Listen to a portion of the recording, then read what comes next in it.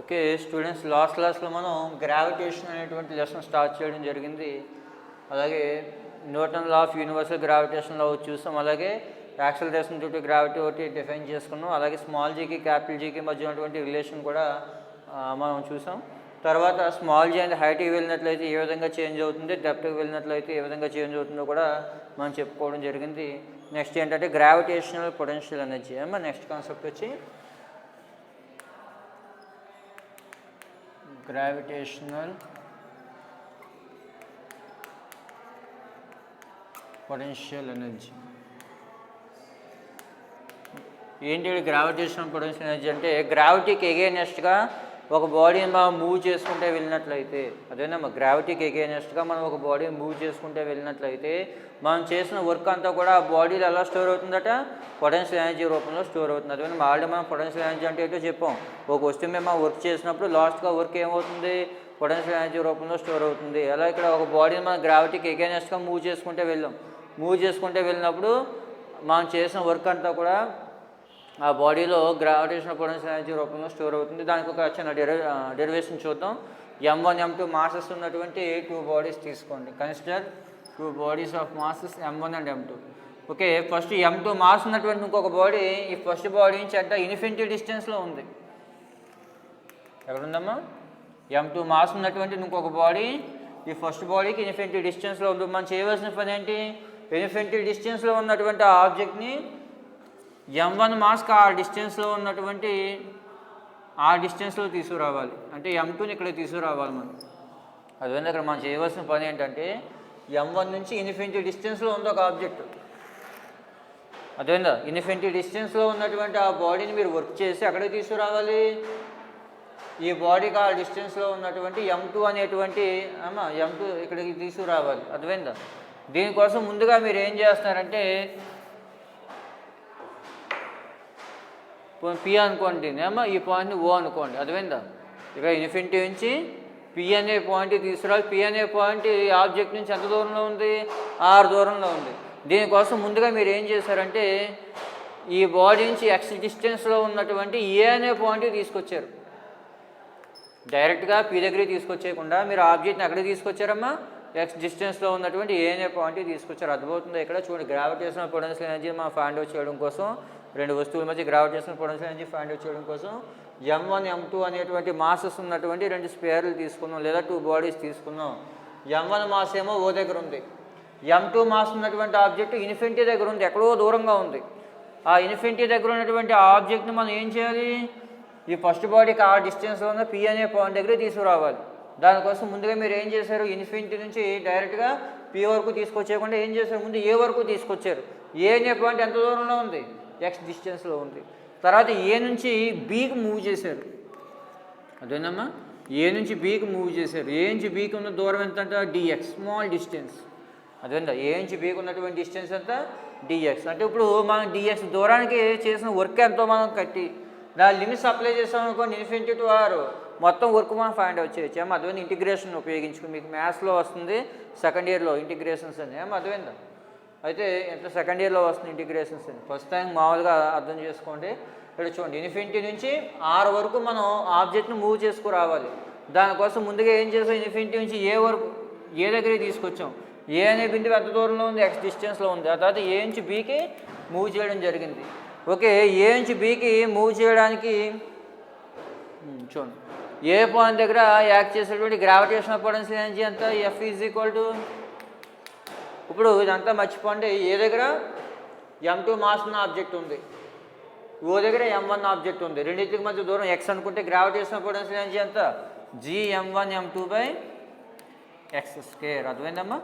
ఇక్కడ చూడండి, O దగ్గర M1 మాస్ ఉంది, A దగ్గర M2 మాస్ ఉంది. రెండింటికి మధ్య దూరం X అనుకుంటే ఇప్పుడు యాక్ట్ చేసే గ్రావిటేషనల్ ఫోర్స్ ఎంత, F equal to Gm1 M2/x².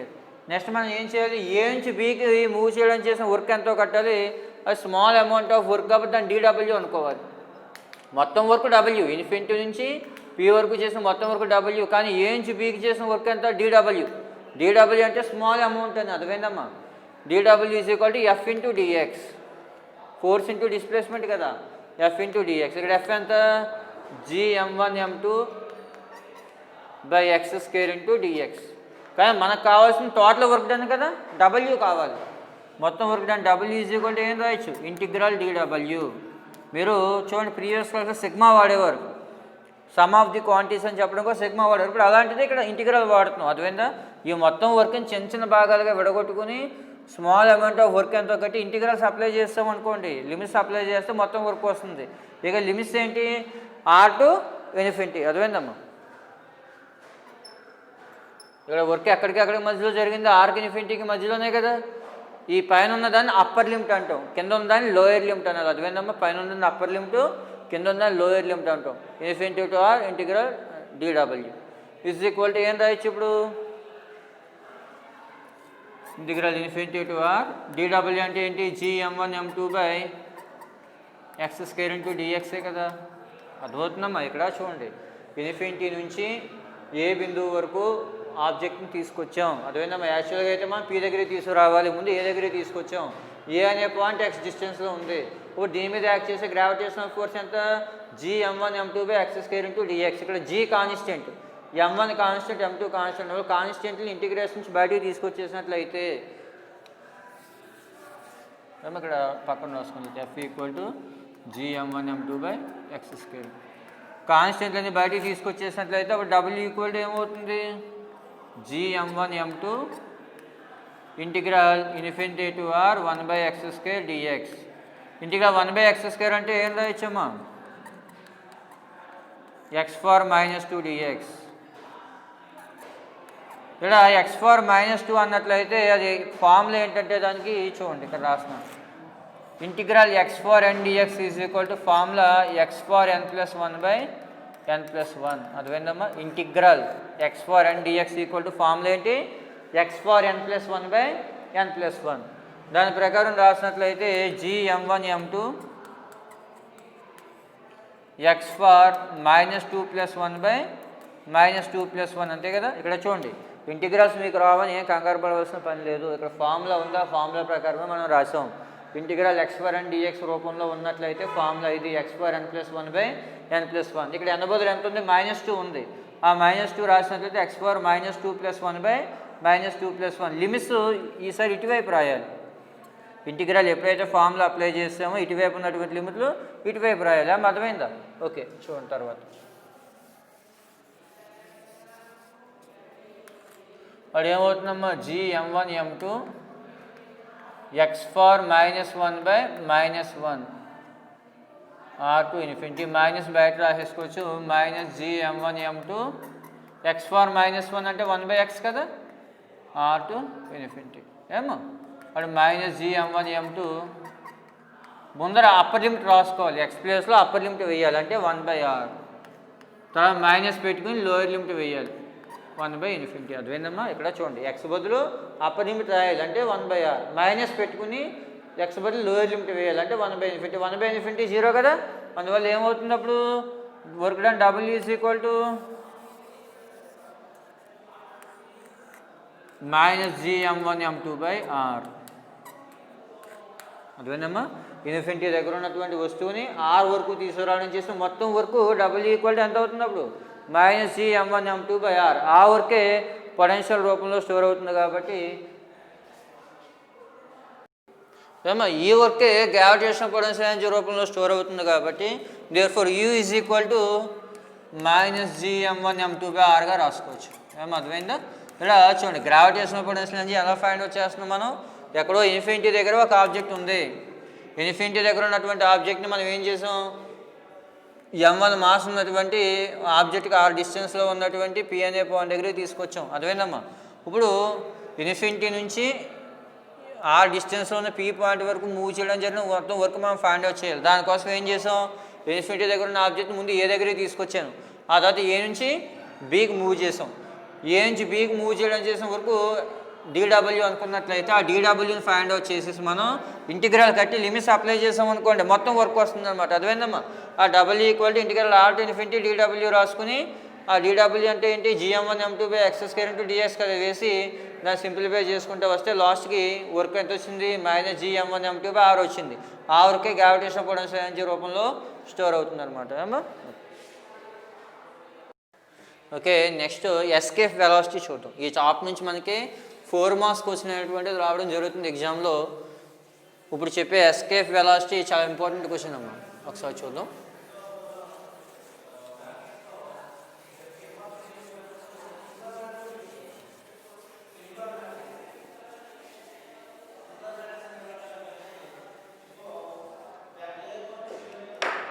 Next వచ్చి ఎస్కేప్ వెలాసిటీ.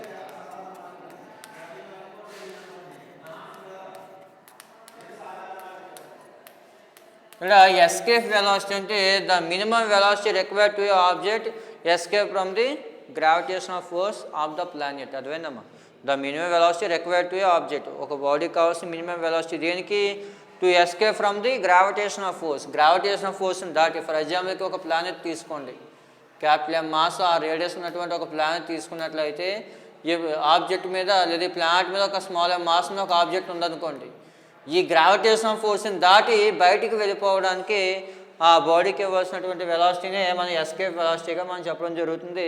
ఫర్ ఎగ్జాంపుల్కి ఎర్త్ నుంచి ఒక ర్యాకెట్ లాంచ్ చేసినప్పుడు, ర్యాకెట్ని బయటికి పంపేటప్పుడు దాన్ని ఎస్కేప్ వెలాసిటీతో బయటికి పంపడం జరుగుతుంది. అదేవిధమ్మా, అంటే ఒక బాడీ గ్రావిటేషనల్ ఫోర్స్ని దాటి బయటికి వెళ్ళిపోవడానికి కావాల్సినటువంటి మినిమం వెలాసిటీని ఎస్కేప్ వెలాసిటీ అంటారు. The minimum velocity required to object to escape from the gravitational force is called escape velocity. దాన్ని VE తో డినోట్ చేయడం జరుగుతుంది.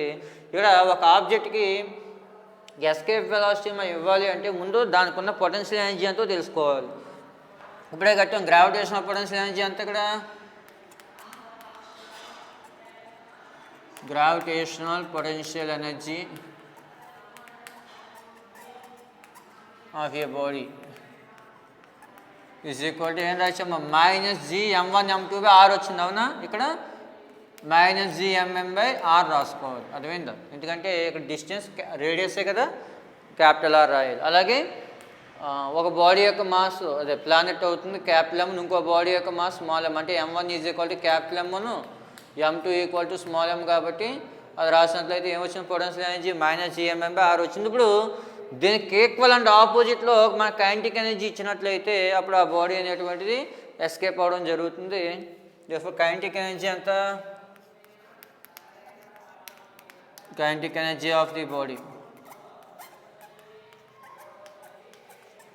ఇక్కడ బాడీ ఏంటి, హాఫ్ m మాస్ ఉంది కాబట్టి కైనెటిక్ ఎనర్జీ అంతా హాఫ్ mv².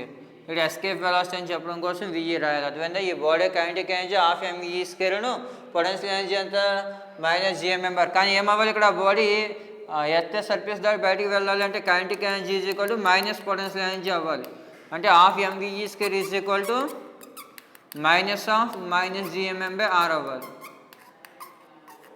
అక్కడ మైనస్ ప్లస్ అవుతుంది, mm క్యాన్సిల్ అయిపోయినట్లయితే VE² ఈజ్ ఈక్వల్ టు లేదా half VE² is equal to Gm/r వస్తుంది. లేదు VE² ఈజ్ ఈక్వల్ టు ఏమవుతుందమ్మా, 2Gm/r అవుతుంది. అర్థమైందా, VE² ఈజ్ ఈక్వల్ టు ఏమవుతుంది, 2Gm/r అవుతుంది. దాని నుంచి VE ఈజ్ ఈక్వల్ టు ఏమవుతుందమ్మా, √2Gm/r వస్తుంది. దాన్నే ఎస్కేప్ వెలాసిటీగా మనం చెప్పడం జరుగుతుంది. అర్థమైంది. ఇక్కడ చూడండి, ఎస్కేప్ వెలాసిటీ అంటే ఎర్త్ యొక్క గ్రావిటేషనల్ ఫోర్స్ని దాటి ఒక వస్తువు బయటికి వెళ్ళిపోవడానికి కావాల్సిన మినిమం వెలాసిటీని ఎస్కేప్ వెలాసిటీ అంటే. ఎర్తనే కాదు, ఏ ప్లానెట్కైనా సరే. ఇక్కడ ఆ ఆబ్జెక్ట్ అనేది ఆ ప్లానెట్ మీద ఉన్నప్పుడు దానికి ఉండే పొటెన్షియల్ ఎనర్జీ -Gmm/r. అలాగే కైనెటిక్ ఎనర్జీ అంతా హాఫ్ mv². అర్థమైందమ్మా. ఇప్పుడు కానీ kinetic energy is equal to minus potential energy కదా, అంటే half mv² is equal to ఏం రాయొచ్చు, -Gmm/r. mm క్యాన్సిల్ అయిపోతే హాఫ్ mv² ఈక్వల్ టు ఏమవుతుంది, Gm/r అవుతుంది. దాని నుంచి VE² ఈజ్ ఈక్వల్ టు ఏం రాయొచ్చమ్మా, 2Gm/r. దాని నుంచి VE ఈజ్ ఈక్వల్ టు ఏం రాయొచ్చు, √2Gm/r. ఇది ఎస్కేప్ వెలాసిటీకి ఈక్వేషన్ అవుతుంది. తర్వాత స్మాల్ జీకి క్యాపిటల్ జీకి ఉన్న రిలేషన్ మాకు తెలుసు. మనకి స్మాల్ జీకి క్యాపిటల్ జీకి ఉన్న రిలేషన్ ఏంటి, small G equal to Gm/r². దాని నుంచి Gm ఈజ్ ఈక్వల్ టు ఏం రాయొచ్చు, Gr² రాసుకోవచ్చు కదా. ఆ వాల్యూని ఇక్కడ సబ్స్టిట్యూట్ చేసినట్లయితే VE ఈజ్ ఈక్వల్ టు ఏమొస్తుందమ్మా, √2Gr²/r. ఈ రెండు క్యాన్సిల్ అయిపోతే ఏమవుతుంది, √2Gr. అంటే escape velocity VE is equal to ఏమవుతుందమ్మా, √2Gr. అది ఎస్కేప్ వెలాసిటీకి ఈక్వేషన్ అవుతుంది. అర్థమైందమ్మా. ఓకే, ఎస్కేప్ వెలాసిటీ యొక్క వాల్యూ వచ్చి VE is equal to 11.2 km per second. అంటే సెకండ్కి 11.2 కిలోమీటర్ల వేగంతో వెళ్ళినట్లయితే ఆ వస్తువు గ్రావిటేషనల్ ఫోర్స్ని దాటి బయటికి వెళ్ళడం జరుగుతుంది. ఓకే, నెక్స్ట్ ఆర్బిటల్ వెలాసిటీ చూద్దాం. ఇప్పుడు ఎస్కేప్ వెలాసిటీ చెప్పాం కదా, నెక్స్ట్ ఆర్బిటల్ వెలాసిటీ.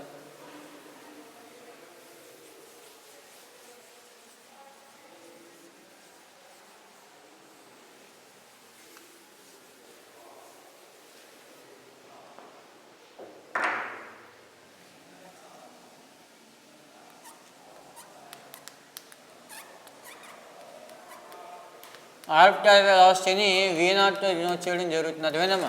ఇక్కడ ఆర్బిటల్ వెలాసిటీ అంటే టు మినిమం వెలాసిటీ లేదా the minimum velocity required to object revolving around the planet. అర్థమైందమ్మా?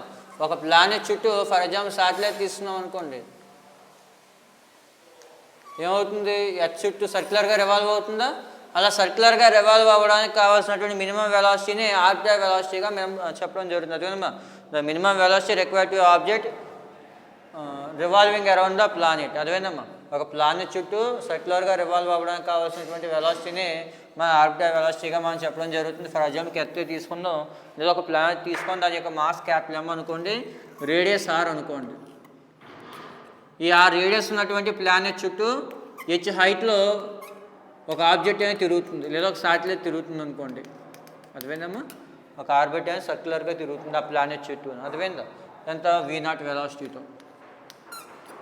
ఇప్పుడు ఒక ఆబ్జెక్ట్ అనేది సర్క్యులర్గా తిరుగుతుంది అంటే దాని మీద సెంట్రిఫిటల్ ఫోర్స్ అనేది యాక్ట్ చేస్తుంది కదా, ఆ సెంట్రిఫిటల్ ఫోర్స్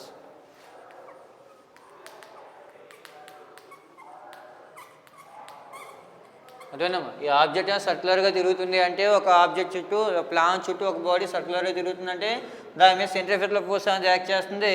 మనం ఆల్రెడీ ప్రీవియస్ క్లాస్లో నేర్చుకున్న సెంట్రిఫిటల్ ఫోర్స్కి ఈక్వేషన్ ఏంటి? mv²/r. అదేనమ్మా, సెంట్రిఫిటల్ ఫోర్స్కి ఈక్వేషన్ ఏంటి? mv²/r. అలాగే ఈ బాడీ ఎప్పుడైతే సర్క్యులర్గా తిరుగుతుందో దాని మీద గ్రావిటేషనల్ ఫోర్స్ కూడా యాక్ట్ చేస్తుంది కదా, ఆ గ్రావిటేషనల్ ఫోర్స్ ఎంత?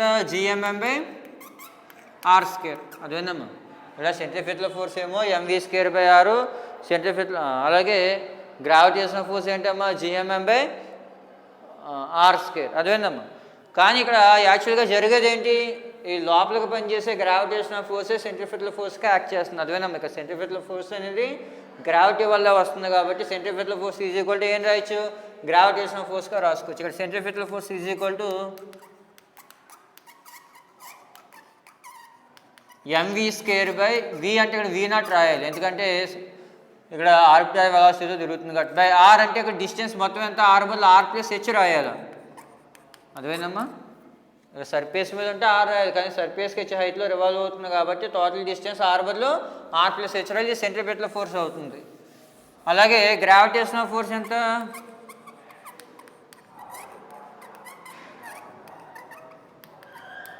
gmm/r+h² అవుతుంది. r బదులు r+h రాయాలి. అర్థమైందా? కానీ యాక్చువల్గా ఇక్కడ ఈ గ్రావిటేషనల్ ఫోర్స్ సెంట్రిఫిటల్ ఫోర్స్ని క్రియేట్ చేస్తుంది కాబట్టి రెండు ఈక్వల్గా రాసుకోవచ్చు. అర్థమైందమ్మా?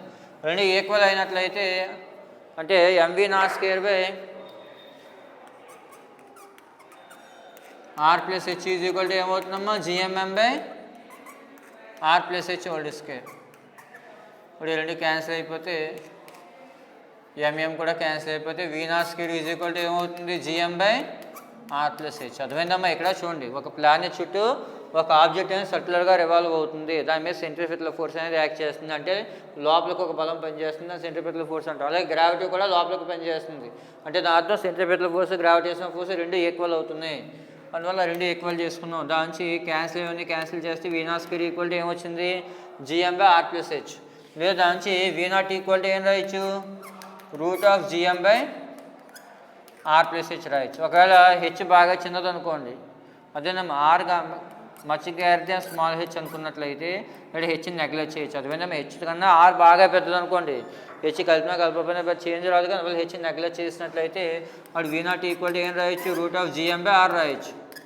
కానీ మనకి స్మాల్ జీకి క్యాపిటల్ జీకి ఉన్న రిలేషన్ ఏంటి? Small G equal to gm/r² కదా, దానికి gm ఈజ్ ఈక్వల్ టు ఏమవుతుంది? gr² అవుతుంది. దాన్ని ఇక్కడ సబ్స్టిట్యూట్ చేశారు అనుకోండి, √gr²/r. ఈ రెండు క్యాన్సిల్ అయిపోతే ఏమవుతుంది? √gr వస్తుంది. అర్థమైందా? అంటే orbital velocity v0 equal to ఏమొచ్చింది? √gr. అర్థమైందమ్మా? ఇక్కడ చూడండి, ఆర్బిట్రరీ వెలాసిటీ అంటే ఒక బాడీ ఎర్త్ యొక్క గ్రావిటీని దాటి బయటికి వెళ్ళిపోయాక ఎర్త్ చుట్టూ సర్క్యులర్గా తిరగడానికి కావాల్సిన వెలాసిటీని ఆర్బిట్రరీ వెలాసిటీగా మనం చెప్పడం జరుగుతుంది. అర్థమైందమ్మా? ఇక్కడ ఎప్పుడైతే సర్క్యులర్గా తిరుగుతుందో దాని మీద సెంట్రిఫ్యూగల్ ఫోర్స్ అనేది యాక్ట్ చేయడం జరుగుతుంది. అంతది mv0² అలాగే గ్రావిటేషనల్ ఫోర్స్ కూడా ఇన్వర్డ్ డైరెక్షన్లో యాక్ట్ చేస్తుంది, లోపలికి యాక్ట్ చేస్తుంది. కాబట్టి అది ఎంతంటే gmr+h². కానీ ఇక్కడ మనం తెలుసుకోవాల్సిన విషయం ఏంటి అన్నట్లయితే గ్రావిటేషనల్ ఫోర్సే సెంట్రిఫ్యూగల్ ఫోర్స్ ఇక్కడ. అర్థమైందమ్మా? అందువల్ల రెండు ఈక్వల్ చేసుకున్నట్లయితే v0² ఈక్వల్ టు ఏమవుతుంది, gmr+h. దాని v0 ఈక్వల్ టు √gmr+h. కానీ R much greater than small H అయితే, అంటే హెచ్తో పోల్చుకున్నట్లయితే ఆర్ బాగా పెద్ద అనుకున్నప్పుడు హెచ్ మనం నెగ్లెక్ట్ చేసేయచ్చు. నెగ్లెక్ట్ చేసినట్టు v0 ఈక్వల్ టు ఏమవుతుందమ్మా, √gm/r వస్తుంది. జిఎం అంటే ఏం రాయొచ్చు, gr² రాయొచ్చు కదా. √gr²/r క్యాన్సిల్ అయిపోతే ఏమవుతుంది, v0 ఈక్వల్ టు √gr వస్తుంది. అర్థమైందా? కానీ ఇప్పుడు నెక్స్ట్ ఇంకోటి ఏంటంటే ఎస్కేప్ వెలాసిటీకి ఆర్బిట్రరీ వెలాసిటీకి ఉన్నటువంటి రిలేషన్ చూద్దాం.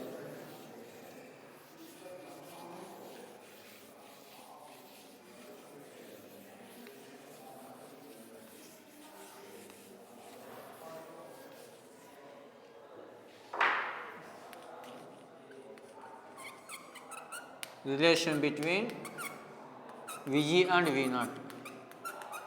ఇప్పుడు VE అంటే ఎస్కేప్ వెలాసిటీ, V0 అంటే ఆర్బిట్రరీ వెలాసిటీ. VE అంటే ఏమొచ్చింది మనకి, √2gr వచ్చింది. దీన్ని √2 × √gr రాసుకోవచ్చు కదా.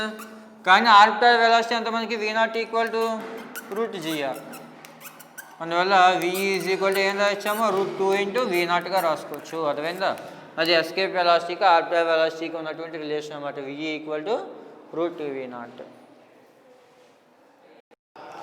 ఓకే, నెక్స్ట్ కాన్సెప్ట్ వచ్చి జియో స్టేషనరీ శాటిలైట్.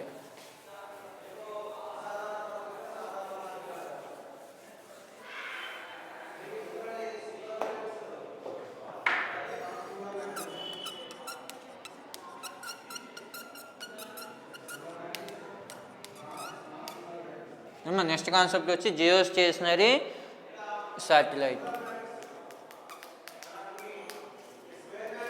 ఇక్కడ జియో స్టేషనరీ శాటిలైట్ అన్నట్లయితే దాన్ని భూస్థావర ఉపగ్రహాలు అంటారు. అర్థమైందమ్మా?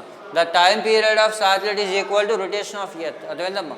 భూమి యొక్క రొటేషన్కి అంటే భ్రమణవర్తన కాలానికి ఈక్వల్ అయినట్లయితే శాటిలైట్ యొక్క టైం పీరియడ్ అనేది దాన్ని జియో స్టేషనరీ శాటిలైట్గా మనం చెప్పడం జరుగుతుంది. దీని యొక్క టైం పీరియడ్ వచ్చి 24 hours. ఎందుకంటే ఎర్త్ యొక్క రొటేషన్ 24 hours కదా. అర్థమైందమ్మా? The period of satellite is equal to rotation of earth, then the satellite is called geostationary satellite. అర్థమైందమ్మా? శాటిలైట్ యొక్క భ్రమణావర్తన కాలం, అదే కక్షావర్తన కాలం అనేది భూమి యొక్క భ్రమణావర్తన కాలానికి, అంటే ఒక శాటిలైట్ ఒక ఎర్త్ చుట్టూ శాటిలైట్ తిరగడానికి 24 hours టైం పడుతుంది అనమాట. అర్థమైందా? అలా ఉన్నట్లయితే దాన్ని జియో స్టేషనరీ శాటిలైట్గా మనం చెప్పడం జరుగుతుంది. ఈ శాటిలైట్స్ యొక్క యూజెస్ ఏంటి అంటే ఎర్త్లో వచ్చేటువంటి చేంజెస్, అంటే ఎర్త్ యొక్క షేప్లో కానీ సైజులో కానీ వచ్చేటువంటి చేంజెస్ని మనం తెలుసుకోవడానికి కానీ, అలాగే వెదర్లో వచ్చేటువంటి చేంజెస్ ముందుగా తెలుసుకోవడానికి. అర్థమైందమ్మా? అలాగే ఎర్త్ యొక్క అప్పర్ లేయర్స్, అట్మాస్ఫియర్లో అప్పర్ లేయర్స్ ఎలా ఉన్నాయి, అలాగే టీవీ ప్రోగ్రామ్స్ కానీ మొబైల్ సిగ్నల్స్ని కానీ ట్రాన్స్ఫర్ చేయడానికి కానీ మనకి ఇలా నెంబర్ ఆఫ్ అప్లికేషన్స్ ఉన్నాయి. అలాగే ఎర్త్ లోపల ఉన్నటువంటి సోర్సెస్ని కానీ మినరల్స్ని కానీ గమనించడానికి కానీ ఈ జియో స్టేషనరీ శాటిలైట్స్ అనేవి యూజ్ అవ్వడం జరుగుతుంది. అర్థమవుతుందమ్మా? ఎర్త్ యొక్క టైం పీరియడ్కి ఈక్వల్గా టైం పీరియడ్, అదే ఎర్త్ యొక్క రొటేషన్కి ఈక్వల్గా టైం పీరియడ్ ఉన్న శాటిలైట్స్ని జియో స్టేషనరీ శాటిలైట్స్గా మనం చెప్పడం జరుగుతుంది. వీళ్ళకి యూజెస్ ఏంటంటే అట్మాస్ఫియర్లో వచ్చేటువంటి చేంజెస్, అంటే వాతావరణంలో వచ్చే మార్పులు మనం ముందుగా తెలుసుకోవచ్చు. అలాగే అట్మాస్ఫియర్లో ఉన్న అప్పర్ లేయర్స్ గురించి తెలుసుకోవడానికి, అలాగే ఎర్త్ లోపల ఉన్నటువంటి మినరల్స్ కానీ సోర్సెస్ని కానీ తెలుసుకోవడానికి, అలాగే ఎర్త్ యొక్క షేప్ని కానీ సైజుని కానీ తెలుసుకోవడానికి, అలాగే మొబైల్స్కి సంబంధించినవి కానీ టెలివిజన్కి సంబంధించిన సిగ్నల్స్ని ట్రాన్స్మిట్ చేయడానికి, ఇలా మనకి నెంబర్ ఆఫ్ అప్లికేషన్స్ అనేటువంటివి ఈ జియో స్టేషనరీ శాటిలైట్స్ వల్ల ఉండడం జరిగింది. అర్థమైందా? ఓకే.